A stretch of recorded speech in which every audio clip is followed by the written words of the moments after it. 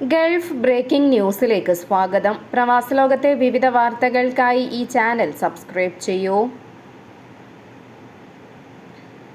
കള്ളപ്പണം വെളുപ്പിക്കൽ തടയുന്നതിനുള്ള നിയമങ്ങൾ ലംഘിച്ചതിന് UAE സെൻട്രൽ ബാങ്ക് ഒരു എക്സ്ചേഞ്ച് ഹൗസിന് കനത്ത പിഴ ചുമത്തി. കഴിഞ്ഞ ദിവസങ്ങളിൽ വിദേശ ബാങ്കുകൾക്കും ഇൻഷുറൻസ് കമ്പനികൾക്കും നികുതി നിയമങ്ങൾ പാലിക്കാത്തതിന് വലിയ പിഴകൾ ചുമത്തിയിരുന്നു. ഇനിയും നിയമലംഘനം ആവർത്തിച്ചാൽ കടുത്ത നടപടികൾ സ്വീകരിക്കുമെന്നും അധികൃതർ മുന്നറിയിപ്പ് നൽകി. കള്ളപ്പണം വെളുപ്പിക്കൽ തടയുന്നതിനും തീവ്രവാദത്തിനും നിയമവിരുദ്ധ സംഘടനകൾക്കും ധനസഹായം നൽകുന്നതിനുമെതിരെ പോരാടുന്നതിനുള്ള 2018 ഫെഡറൽ ഡിക്രി നിയമം നമ്പർ 20 ആർട്ടിക്കിൾ 14 പ്രകാരമാണ് നിയമലംഘനത്തിനെതിരെ 3.5 മില്യൺ ദിർഹം പിഴ ചുമത്തിയത്. എക്സ്ചേഞ്ച് ഹൗസ് കള്ളപ്പണം വെളുപ്പിക്കൽ വിരുദ്ധ, തീവ്രവാദ വിരുദ്ധ ധനസഹായ ചട്ടങ്ങൾ എന്നിവയിലെ നയങ്ങളും നടപടിക്രമങ്ങളും പാലിക്കുന്നതിൽ പരാജയപ്പെട്ടെന്ന് അന്വേഷണത്തിൽ കണ്ടെത്തിയതിനെ തുടർന്നാണ് അധികൃതർ നടപടികൾ കർശനമാക്കിയത്. കഴിഞ്ഞ ദിവസങ്ങളിൽ വ്യാപകമായി നടത്തിയെന്ന പരിശോധനയിൽ നിയമലംഘനം കണ്ടെത്തിയതിനെ തുടർന്നാണ് കനത്ത പിഴ ചുമത്തിയിട്ടുള്ളത്. യാത്രക്കാരുടെ സുരക്ഷ ഉറപ്പാക്കുന്നതിനു വേണ്ടി ജിദ്ദ രാജ്യാന്തര വിമാനത്താവളം വഴി യാത്ര ചെയ്യുന്ന പ്രവാസികൾക്ക് അധികൃതർ മുന്നറിയിപ്പ് നൽകി. 12 ഇനം സാധനങ്ങൾക്ക് വിമാനത്തിൽ വിലക്കേർപ്പെടുത്തി. വിമാനത്താവളത്തിൽ എത്തുന്നവരുടെ സുരക്ഷയുടെ ഭാഗമായാണ് അധികൃതർ ഇത്തരത്തിലൊരു പട്ടിക പുറത്തിറക്കിയിരിക്കുന്നത്. സൗദിയിലേക്ക് കൊണ്ടുവരാൻ നിരോധനമുള്ള സാധനങ്ങളുടെ പട്ടികയിൽ ഇല്ലാത്ത ചില സാധനങ്ങൾ കൂടി ഉൾപ്പെടുത്തിയിട്ടുണ്ട്. ലഹരി വസ്തുക്കളും മദ്യവും ഇതിൽ പ്രധാനപ്പെട്ട സാധനങ്ങളാണ്.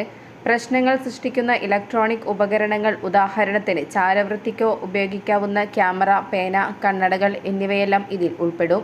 ഇതെല്ലാം സൗദിയിലേക്ക് കൊണ്ടുവരുന്നത് നിരോധിച്ചിട്ടുണ്ട്.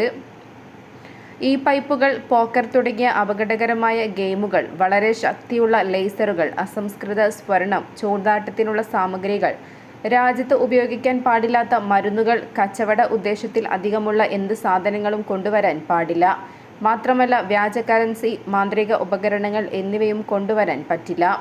യാത്രക്കാരുടെയും രാജ്യത്തിന്റെ സുരക്ഷയും മുൻകൂട്ടി കണ്ടാണ് ഇത്തരത്തിലുള്ള സാധനങ്ങൾക്ക് അധികൃതർ നിരോധനം ഏർപ്പെടുത്തിയിരിക്കുന്നത്. എല്ലാ യാത്രക്കാരും നിയമം പാലിച്ചിരിക്കണം. വിമാനത്താവളത്തിലെ നടപടികൾ വേഗത്തിലാക്കാൻ വേണ്ടി എല്ലാവരും ഇത്തരത്തിലുള്ള സാധനങ്ങൾ കൊണ്ടുവരുന്നതിൽ നിന്നും വിട്ടുനിൽക്കണം.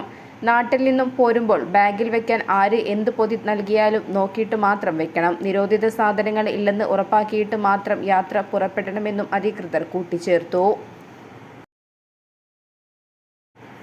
അബുദാബിയിൽ കനത്ത മൂടൽമഞ്ഞുണ്ടായതിനെ തുടർന്ന് പൊതുജനങ്ങൾക്ക് ജാഗ്രതാ നിർദ്ദേശം. ഇന്നലെയും ഇന്നും ചില പ്രദേശങ്ങളിൽ കനത്ത മൂടൽമഞ്ഞുണ്ടാകുമെന്നാണ് നേരത്തെ തന്നെ കാലാവസ്ഥാ നിരീക്ഷണ കേന്ദ്രം മുന്നറിയിപ്പ് നൽകിയത്. കൂടാതെ കനത്ത മൂടൽമഞ്ഞിന് സാധ്യതയുള്ളതിനാൽ റോഡുകളിൽ വാഹനമോടിക്കുന്നവർ കൂടുതൽ ജാഗ്രത പാലിക്കണമെന്നും മുന്നറിയിപ്പിൽ വ്യക്തമാക്കി. അബുദാബിയിലെ അർജൻ, സായിദ് സിറ്റി, ഹമീം എന്നിവിടങ്ങളിലാണ് ഇന്ന് പുലർച്ചെ മൂടൽമഞ്ഞ് അനുഭവപ്പെട്ടത്. കൂടാതെ മൂടൽമഞ്ഞ് കാരണം റോഡുകളിൽ ദൃശ്യപരത കുറവായതിനാൽ ഡ്രൈവർമാർ അതീവ ശ്രദ്ധയോടെയും വാഹനത്തിന്റെ വേഗത കുറയ്ക്കണമെന്നും അധികൃതർ നിർദ്ദേശം നൽകി. UAEയുടെ ചില ഭാഗങ്ങളിൽ കനത്ത മൂടൽമഞ്ഞിന് സാധ്യതയുള്ളതിനാൽ ചുവപ്പ്, മഞ്ഞ അലർട്ടുകൾ കൂടി പുറപ്പെടുവിച്ചു.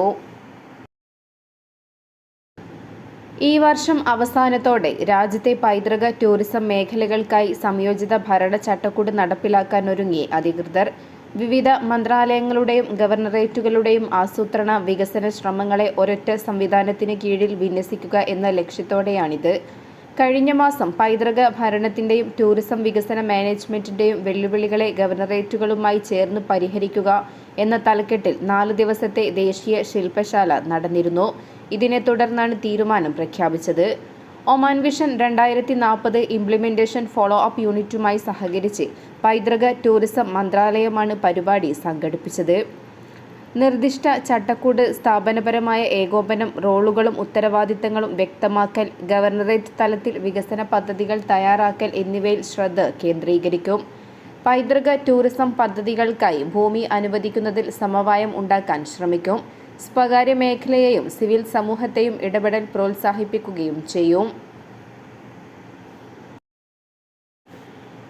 മയക്കുമരുന്നുമായി ബന്ധപ്പെട്ട് 2 പേരെ റോയൽ ഒമാൻ പോലീസ് അറസ്റ്റ് ചെയ്തു. ബർക്ക വിലായത്തിൽ നിന്നാണ് ഒരാളെ തെക്കൻ ബാത്തിന പോലീസ് കമാൻഡിന്റെ നേതൃത്വത്തിലുള്ള anti narcotic and psychotropic substance department പിടികൂടിയത്.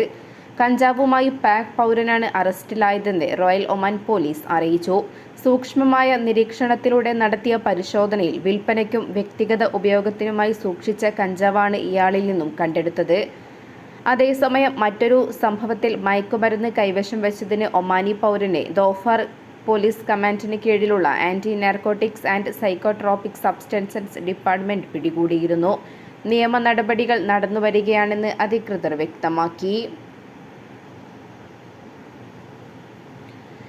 ഒമാനിൽ മരുന്നുകളുടെ പരസ്യത്തിനും ലൈസൻസിങ്ങിനും പുതിയ മാർഗനിർദ്ദേശങ്ങൾ ആരോഗ്യ മന്ത്രാലയം പുറപ്പെടുവിച്ചു. ഇത് സംബന്ധിച്ച മന്ത്രിതല പ്രമേയം നമ്പർ 135/2025 കഴിഞ്ഞ ദിവസമാണ് പുറപ്പെടുവിച്ചത്. പൊതുജനാരോഗ്യ സംരക്ഷണം വർദ്ധിപ്പിക്കുന്നതിനും ഔഷധ ഉൽപ്പന്നങ്ങളുടെ ധാർമ്മികവും കൃത്യവുമായ പ്രാതിനിധ്യം ഉറപ്പാക്കുന്നതും ലക്ഷ്യമിട്ടാണ് ആരോഗ്യമന്ത്രി ഡോക്ടർ ഹിലാൽ ബിൻ അലി അൽ സബ്തി പുറപ്പെടുവിച്ച ഈ തീരുമാനം. ഫാർമസി പ്രൊഫഷനും ഔഷധ സ്ഥാപനങ്ങളും പ്രാക്ടീസ് നിയന്ത്രിക്കുന്ന നിയമം 35/2015, അതിൻ്റെ എക്സിക്യൂട്ടീവ് ചട്ടങ്ങൾ 113/2020, സേവന ഫീസ് സംബന്ധിച്ച മന്ത്രിസഭാ പ്രമേയം നമ്പർ 71/2024 എന്നിവയ്ക്ക് അടിസ്ഥാനമാക്കിയുള്ളതാണ് നിയന്ത്രണം.